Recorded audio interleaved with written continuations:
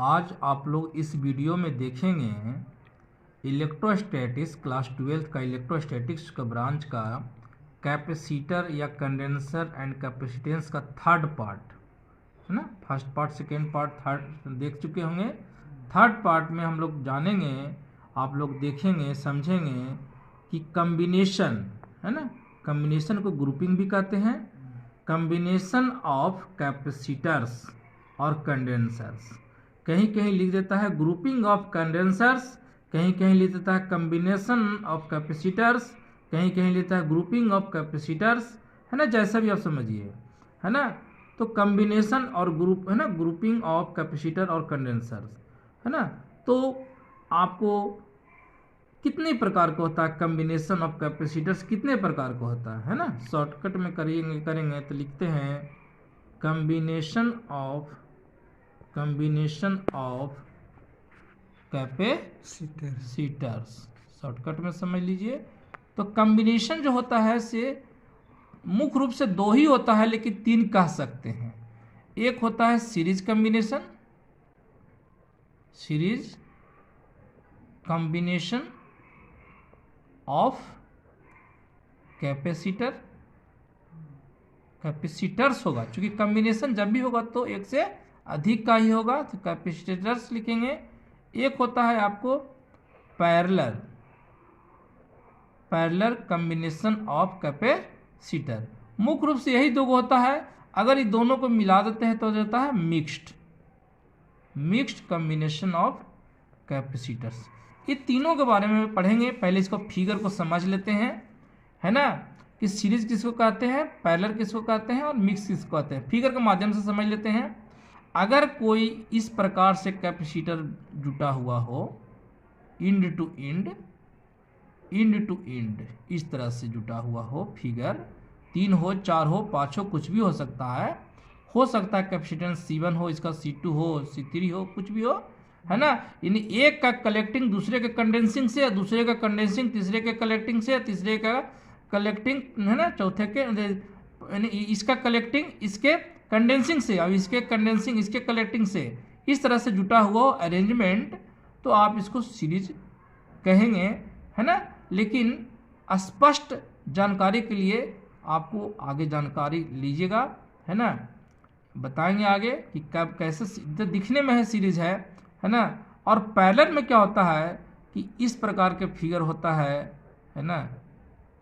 कुछ फिगर में तो आप पता कर लेते हैं आसानी से कि सीरीज में है कि पैरेलल में है, लेकिन स्पष्ट कैसे पता कर पाएंगे, कौन सा कंडीशन है जिसके माध्यम से हम पता कर पाएंगे कि दो या दो से अधिक जो कैपेसिटर है वो सीरीज में है कि पैरेलल में है कि मिक्स में है ना। तो समतुल्य संधारित्र यानी इक्विवेलेंट कैपेसिटेंस के वैल्यू निकालने के लिए इस कम्बिनेशन किया जाता है। कम्बिनेशन का उद्देश्य होता है या तो कैपेसिटेंस बढ़ाने के लिए या कैपेसिटेंस घटाने के लिए, है ना। ग्रुपिंग का कोई उद्देश्य होता है ना। बिना किसी उद्देश्य का ग्रुपिंग नहीं बनाया जाता है ना। तो ये हुआ आपका एक, है ना। हम सब में पॉइंट देते हैं, इसमें ए, इसमें बी, इसमें भी ए, इसमें भी बी, है ना, इसमें भी ए पॉइंट, इसमें बी। तो आप देख रहे हैं ये जो फिगर जो दिखाई पड़ रहा है आपको, ये सीरीज कम्बिनेशन है। क्या है ये? सीरीज कम्बिनेशन है। शॉर्टकट में लिखते हैं सीरीज। और ये क्या है कम्बिनेशन? पैरेलल कम्बिनेशन है, पैरेलल कम्बिनेशन है। और ये कम्बिनेशन कैसा है? मिक्स्ड कम्बिनेशन है। इसमें कोई भी कंपटीशन दीजिएगा, 12th बेस्ड कंपटीशन जो होता है इंजीनियरिंग मेडिकल का, तो इस पर एक दो क्वेश्चन जरूर रहता है, ऑब्जेक्टिव में रहता है। यहाँ तक कि आपका जो 12th का जो एग्जाम होगा, बोर्ड होगा, चाहे CBSE बोर्ड हो, बिहार बोर्ड हो, कोई भी हो, जहाँ ऑब्जेक्टिव की बात करता है या न्यूमेरिकल में, इस पर इक्विवेलेंट कैपेसिटेंस का वैल्यू जरूर पूछता है। इसीलिए ये वीडियो काफ़ी इंपॉर्टेंट होने वाली है और ये काफ़ी रोचक होने वाली है ना। तो इस वीडियो को जरूर से जरूर आप लोग लाइक कर लें ताकि लाइब्रेरी में सेव हो जाए और बाद में फिर आप कभी देखना चाहें तो देख सकते हैं। और चैनल अगर आप पर पहली बार आए हैं तो आप सब ज़रूर सब्सक्राइब कर लें और अपने दोस्तों को ज़रूर से ज़रूर इसको शेयर करें, ज़्यादा से ज़्यादा मात्रा में, है ना, ज़्यादा से ज़्यादा संख्या में। तो अब हम लोग बात करेंगे कि सीरीज कम्बिनेशन का इक्विवेलेंट कैपेसिटेंस कैसे निकालते हैं किसी दो पॉइंट के बीच, जैसे यहाँ ए और बी के बीच में, है ना, इक्विवेलेंट कैपेसिटेंस निकालते हैं पहले सीरीज का। पहले निकालते हैं सीरीज का equivalent capacitance, series combination. Series combination के बारे में पहले पढ़ते हैं, एक एक करके तीनों के बारे में जानते हैं। सीरीज कॉम्बिनेशन का मैं इक्विवेलेंट कैपेसिटेंस अगर पूछता हूँ ए और बी के बीच क्रॉस, है ना, तो इसमें लिखते हैं सी एस, इसको हम लोग लिखेंगे इक्विवेलेंट कैपेसिटेंस की क्या लिखेंगे, इक्विवेलेंट यानी समतुल्य। इक्विवेलेंट कैपेसिटेंस का मतलब होता है समतुल्य संधार, है ना, समतुल्य धारिता। इक्विवेलेंट कैपेसिटेंस, है ना, समतुल्य धारिता, है ना, इसको डिनोट करेंगे सी एस से, ठीक है, समतुल्य के लिए किस चीज़ में, सीरीज कॉम्बिनेशन में, है ना। तो सोच लीजिए कि अगर मान लेते हैं कि इस तरह से हो, इस तरह से दो कैपेसिटर है या दो से अधिक कैपेसिटर भी हो सकता है, कुछ भी हो सकता है ना, दो तीन हो सकता है, चार हो सकता है, कुछ भी हो सकता है कि इसका C1 हो कैपेसिटेंस, इसका C2 हो, इसका C3 हो, ये हो सकता है इसका Cn हो। और मान लेते हैं कि दो पॉइंट के बीच में क्या करते हैं, ये दो पॉइंट है, तो इसका इक्विवेलेंट कैपेसिटर निकालिए कैसे। तो निकालने के लिए सबसे पहले पता करना पड़ेगा कि ये सीरीज में है कि पैरेलल में है। तो सीरीज में हो या पैरेलल में हो, पता करने के लिए आपको दो बातों का, महत्वपूर्ण बातों का ध्यान रखना पड़ेगा। सबसे पहली बात, इन दोनों के बीच में या तो बैटरी लगा हुआ हो चाहे नहीं लगा हुआ हो। अगर नहीं भी लगा हो तो आप इमेजिन करेंगे कि इसके बीच में क्या लगा हुआ है, एक बैटरी लगा हुआ है, कल्पना करेंगे, ठीक है, और मान लेंगे इस बैटरी का पोटेंशियल डिफरेंस कितना है, भी है। तो यहाँ से जब ये हाई पोटेंशियल है, ये लो है ना, देखिए सेल में भी प्लस और माइनस होता है ना, और इस पर भी प्लस माइनस डेवलप करता है। लेकिन फ़र्क इसमें है ना, अगर सर्किट होता है तो सेल के थ्रू करंट फ्लो करता है, लेकिन चार्ज के थ्रू कैपेसिटर के थ्रू करंट फ्लो नहीं करता है। अब इस पर चार्ज मान लेते हैं कि क्यू चार्ज स्टोर हो गया, तो जितना चार्ज इस पर स्टोर होगा प्लस होगा, उतना ही चार्ज इस पर माइनस होगा, यानी सब पर चार्ज क्या होगा, स्टोर सेम होगा। पहला कंडीशन, यानी जितना सोर्स निकलता हो चार्ज, जिससे चार्ज निकल रहा हो, सभी पर चार्ज क्या हो, स्टोर सेम होता हो। और सभी के थ्रू, यानी इसके थ्रू अगर इस कैपेसिटर के थ्रू पोटेंशियल डिफरेंस अगर V1 है, इसके थ्रू अगर पोटेंशियल डिफरेंस V2 है, इसके थ्रू अगर पोटेंशियल डिफरेंस V3 है, और इसके थ्रू अगर Vn है, तो सभी के थ्रू पोटेंशियल डिफरेंस जितना होता है, सभी का जो सम होगा, यानी सभी को जो जोड़ेंगे वो टर्मिनल, यानी ये जो किनारा है या सेल के पोटेंशियल डिफरेंस के बराबर हो, तो उस तरह के कॉम्बिनेशन को कहते हैं सीरीज कॉम्बिनेशन कहते हैं। कौन कौन सी बात फिर से बोल देते हैं, आप याद कर लीजिएगा। सभी पर चार्ज स्टोर सेम होता हो और सभी के क्रॉस पोटेंशियल डिफरेंस का सम क्या हो, टर्मिनल पोटेंशियल डिफरेंस के इक्वल हो, तो उस कॉम्बिनेशन को कहते हैं सीरीज कॉम्बिनेशन कहते हैं। अब इसका वैल्यू कैसे निकालेंगे, तो वैल्यू निकालने के लिए सिंपल है, आप पढ़े होंगे Q बराबर CV पढ़े होंगे, Q बराबर CV पढ़े होंगे। तो जब Q बराबर CV पढ़े हैं आप लोग, फॉर्मूला पढ़े हैं Q बराबर CV, तो V1 बराबर कितना होगा, Q बटा C1 होगा, V2 बराबर कितना होगा, Q बटा C2 होगा, V3 बराबर कितना होगा, Q बटा C3 होगा, और इसी तरह से Vn का वैल्यू कितना हो जाएगा, बोलिए, Q बटा Cn हो जाएगा, है ना। अब सोचिए कि इसको आप जितना पूरा जो कैपेसिटेंस है, सभी का इक्विवेलेंट कैपेसिटेंस कुछ है, एक और वैल्यू है। इमेजिन कीजिए कि एक ही वैल्यू से रिप्लेस कर देते हैं, एक ही वैल्यू है। मान लेते हैं कि इसका वैल्यू CS है, क्या है, इसके अक्रॉस ये है, यहाँ पर प्रैक्टिकली यहाँ पर है, लेकिन समझने के लिए हम इन सारे वैल्यूओं को एक CS वैल्यू से रिप्लेस करते हैं। मानते हैं कि सीरीज कॉम्बिनेशन का इक्विवेलेंट कैपेसिटेंस कितना है, CS है ना, और इसका बैटरी तो वही है। सिर्फ समझने के लिए हमने अलग फिगर बनाया है, और इसका पोटेंशियल डिफरेंस भी क्या होगा, वही रहेगा। इस पर चार्ज स्टोर कितना हुआ, Q होगा, सभी पर जितना चार्ज उस पर इतना इस पर भी होगा, है ना।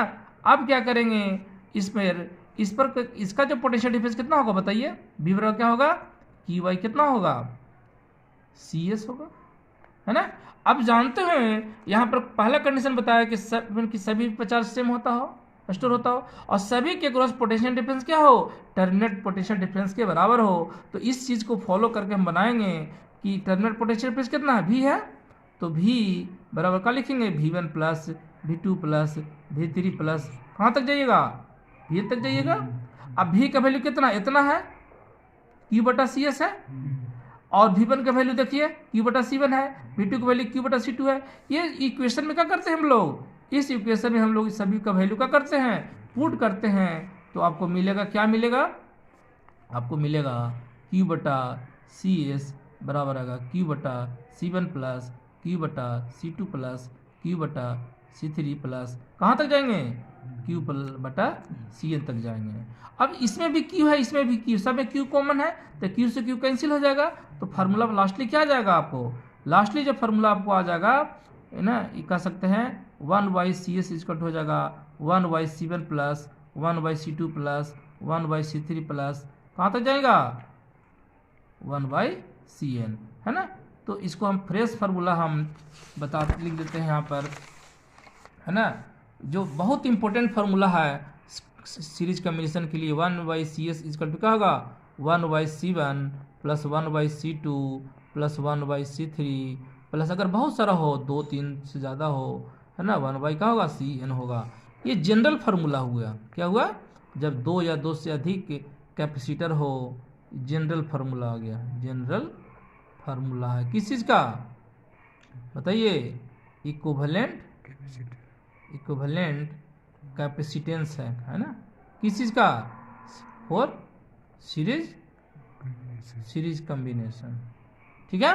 अब इसमें स्पेशल केस है, क्या है, स्पेशल केस है। स्पेशल केस क्या है, हो सकता है पहला केस ऐसा हो सकता है कि if only two capacitors having C1 and C2 capacitance, सिर्फ 2 ही को कैपेसिटर है, C1 एंड C2 है, मान लेते इस तरह से 2 ही को सिर्फ है, C1 एंड C2 है, एक C1 है एक C2 है ना, और इसके क्रॉस का कर ये भी सीरीज में है, तो क्या करिएगा, तो यहाँ पर क्या होगा कि 1/CS इक्वल टू क्या होगा 1/C1 प्लस 1/C2 होगा। अब इसको एलसीएम जब लीजिएगा तो C1 इंटू C2 होगा, ये इधर चला जाएगा, है ना, ये इधर आ जाएगा, तो आप क्या लिख सकते हैं 1/CS इक्वल टू हो जाएगा, है ना, C1 plus C2/C1 into C2, तो इसको CS के वैल्यू कितना हो जाएगा C1 C2/C1 प्लस C2। ये फार्मूला किसके लिए आ गया, जब 2 कैपेसिटर सीरीज में होगा तब, जिसका कैपेसिटर इसका C1 है एक का C2 है तब, ठीक है ना। ये स्पेशल केस है, लेकिन जनरल फार्मूला जो आपको मेन फार्मूला आपको यही है ना, ये चीज हो गया, ठीक है।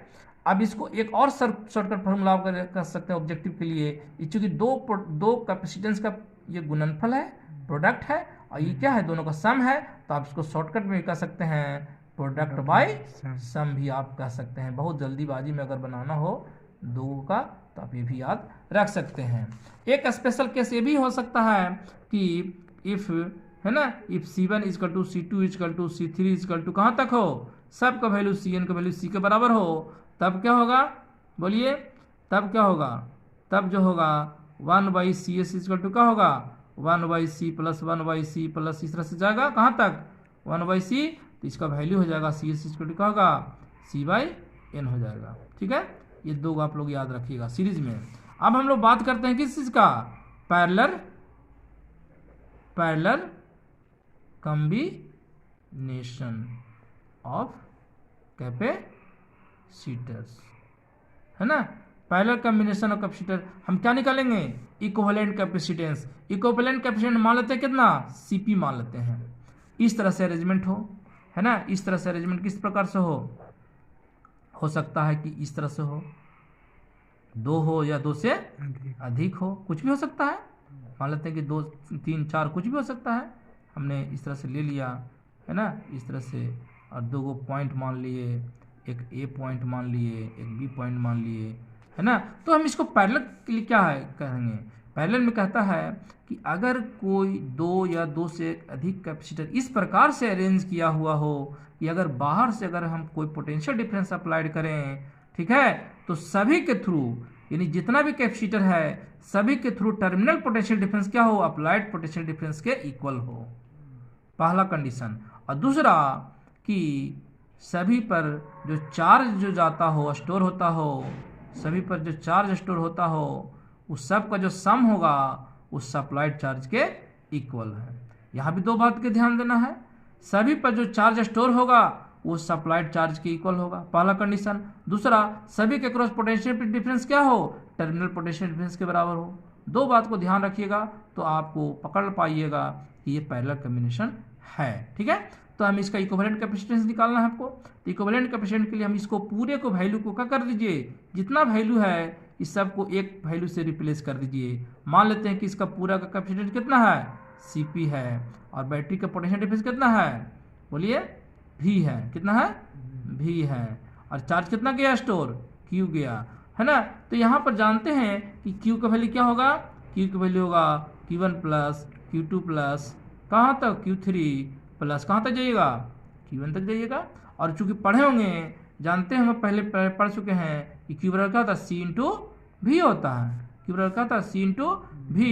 तो यहाँ पे Q1 का वैल्यू कितना हो, इस पर पूरा का मान लिया कितना कैपेसिटेंस, Cp मान लिया है, तो हो जाएगा Cp इंटू पोटेंशियल डिफरेंस कितना V, और Q1 का वैल्यू कितना होगा इस पर, C1 इंटू V। इस पर चूंकि सभी के थ्रू पोटेंशियल डिफरेंस सेम है, कितना, टर्मिनल के बराबर, C2 into V, C3 into V plus कहाँ तक जाइएगा, Cn इंटू V।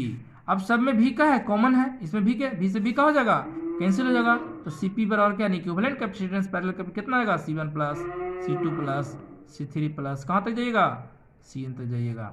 ये जनरल फार्मूला आ गया। ये दो या दो से अधिक किसी के लिए चाहे वैल्यू कुछ भी हो, है ना। अब इसमें स्पेशल केस होता है, स्पेशल केस होगा कि ऐसा हो सकता है कि सिर्फ दो ही को कैपेसिटर हो, इफ ओनली 2 कैपेसिटर्स हो, सिर्फ हो सकता है दो ही को हो, C1 हो या क्या हो, C2 हो, तब Cp का वैल्यू कितना होगा, C1 प्लस C2 होगा, क्या समझे। और अगर ऐसा भी हो सकता है दूसरा नंबर कि हो सकता है कि सब का वैल्यू क्या हो, सब का वैल्यू क्या हो, Cn का वैल्यू, सब का वैल्यू C हो, तो Cp का वैल्यू कितना होगा, Nc हो जाएगा। मान लेते 4 गो हो, 5 गो हो, जितना भी हो, और सबका कैपेसिटेंस सेम होगा, तो जितना भी रहेगा एक का कैपेसिटेंस से क्या करेंगे, हम मल्टीप्लाई कर देंगे। तो मुख्य रूप से सीरीज ऑफ पैरेलल ही होता है, लेकिन एक मिक्स भी होता है। क्या होता है, मिक्स होता है। तो मिक्स में दोनों चीज का अप्लाइड होता है। क्या होता है, दोनों चीज का, सीरीज और पैरेलल मिक्स कम्बिनेशन। तो mix combination actually series combination में आप पढ़े और पैरेलल में जब पढ़े, इन दोनों का यहाँ पर मिक्स है ना कंडीशन।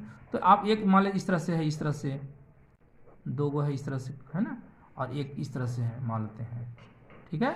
एक C1 है, एक C2 है, एक C3 है, और मान लेते हैं कि आपको A और B के बीच पूछ रहा हो कि इक्विवेलेंट कैपेसिटेंस क्या है। तो क्या होगा, जब जिस पॉइंट के क्रॉस आपको निकालना हो, जिस दो बिंदुओं के बीच, दो टर्मिनल के बीच आपको पोटेंशियल निकालना हो, इक्विवेलेंट कैपेसिटेंस निकालना हो, तो उसके बीच आप क्या कीजिए, बैटरी लगा हुआ हो तो भी ठीक है, और नहीं लगा हो तो आप क्या कीजिए, मन में सोचिए या दिमाग में लगाइए या इस तरह से समझने के लिए लगा दीजिए। तो आप देखिए, ये जो टर्मिनल, जो बैटरी का जो टर्मिनल पोटेंशियल डिफरेंस कितना V है, ठीक है। तो टर्मिनल पोटेंशियल डिफरेंस V है, तो अब ये देखिए इन दोनों का थ्रू पोटेंशियल डिफरेंस कितना, किसके बराबर होगा, टर्मिनल के बराबर होगा, यानी V के बराबर होगा, और C3 किसके बराबर होगा, इसके बराबर होगा, यानी C1 प्लस C2 के जो इक्विवेलेंट आएगा और C3 जो होगा, ये दोनों पैरेलल होगा, समझे कि नहीं। लेकिन अब सोचिए कि अगर मान लेते हैं कि यहाँ पर चार्ज Q गया, इस पर चार्ज Q1 गया, इस पर चार्ज Q2 गया, तो Q1 इस पर भी चार्ज Q1 होगा, इस पर चार्ज Q1 होगा। अब सोचिए कि इस पर चार्ज Q1 है, इस पर पोटेंशियल कैपेसिटेंस C1 है, इस पर चार्ज Q1 है, तो इस पर पोटेंशियल डिफरेंस अलग होगा, इसका पोटेंशियल डिफरेंस अलग होगा, इस पर पोटेंशियल डिफरेंस V1 होगा, इस पर पोटेंशियल डिफरेंस V2 होगा। तो आप देख लीजिए कि इस पर V1 का वैल्यू कितना होगा, Q1 C1 होगा, और V2 का वैल्यू कितना होगा, Q2 C2 होगा। इन दोनों का पोटेंशियल डिफरेंस क्या होगा, टर्मिनल के बराबर होगा, यानी दोनों सीरीज में है, ये दोनों कौन सी में है, सीरीज में है, और इन दोनों सीरीज के जो इक्विवेलेंट आएगा वो इसके C3 के साथ क्या है, पैरेलल में है। तो ये मिक्स कम्बिनेशन है ना। मिक्स कम्बिनेशन के लिए अलग से कोई सेपरेट फार्मूला नहीं होता है ना। न्यूमेरिकल में आप आसानी से निकाल सकते हैं सीरीज कम्बिनेशन और पैरेलल कम्बिनेशन के फार्मूला का यूज करके, कंडीशन को फॉलो करके। मिक्स कम्बिनेशन अगर कहीं पर न्यूमेरिकल देता हो फिगर, तो आप आसानी से निकाल सकते हैं, है ना। तो ये रहा आपका कैपेसिटर एंड कैपेसिटेंस का थर्ड पार्ट का वीडियो, है ना। और वीडियो अगर अच्छा लगा हो तो लाइक करें, है ना। चैनल को पहली बार अगर देख रहे हैं तो सब्सक्राइब करें, और अपने दोस्तों के बीच क्या करें, ज़्यादा से ज़्यादा दोस्तों रिश्तेदारों के बीच में जो 12th में है, जिनको परीक्षा देना हो, जो है ना एग्ज़ाम देना हो 12th का, CBSE बोर्ड हो या बिहार बोर्ड हो, है ना, तो उनको ज़रूर से ज़रूर शेयर करें, है ना। काफ़ी इम्पोर्टेंट टॉपिक है ये, है ना। और लास्टली कहेंगे मैं बोलता हूँ कि थैंक्स फॉर वॉचिंग, वीडियो देखने के लिए धन्यवाद।